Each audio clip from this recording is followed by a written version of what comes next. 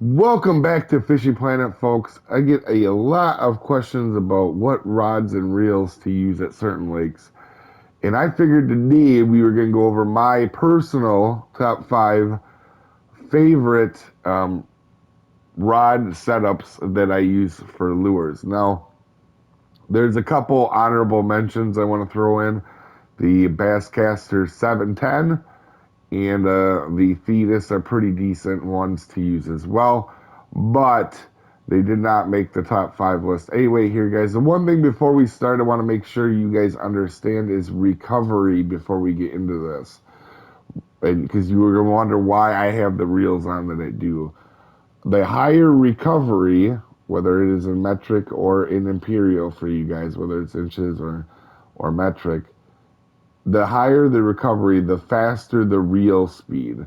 And that means while you're doing the lure in the water and doing if you got something hooked and bring it in. For example, I use these ones quite a bit right here. These reels quite a bit on one pole that I use. But anyway, this is a 31-inch recovery rate, and this one is a 61. So essentially, to get these to be the same speed, this one has to be doubled. So when you're using it on your pole, you'd be using 2 speed, and it would be almost identical to what this one is in 1 speed. This one would be 63 inches recovery on 2 speed, and this one is 61. This is a good thing to know when setting up poles. But anyway, let's get started. We're going to start with the bottom weight of the poles that I use the most. But this is my top 5 here, guys. Anyway, this one is 5th here. This is a Value Spin 6.3 with a Windcast 2500 with 7.5 line and a 7-pound titanium leader. Early game, it's a little harder to balance them, but this is a pretty good balance setup early game. I do use this one a lot at the lower lakes. It's a lot of fun. And then we will be getting into our next one here, which is the Thora. And this goes with kind of the mention of the Basscaster. I have a tendency to not use casting poles unless they are used, unless the recovery rate's a little bit quicker, or I have, for example, I'm using topwater, because topwater, I use slower recovery when I use topwater. Alright, so this is the Thora 9.6, and it is the with a big river, and when I do that, I do have it on full power, or full drag, with 19-pound braid on a 26-pound leader. Now, I'm only putting the leaders in here, guys, in case you guys want to know what leader I'm using for the pole.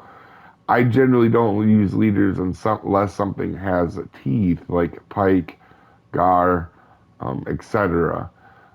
And then at number 3, a personal longtime favorite, the oldest pole that I have on this account. It is my Jig Winner 810. Now, it doesn't have to be the SC, guys, but this is one of the most used poles I have, for sure. With a Bremer 4500, you can actually use an Esperil 3500 reel too, but it's slower. And this one is perfect because you can see the balance is 13 all across the board, and you can run this on max drag. This is absolutely one of my favorite setups, and arguably the most balanced setup in the game, with the 15-2 titanium leader. Now for number, let's go over to number 2, and that is my Tropicana 7.7. It does not have to be the SC model. You can use the other one.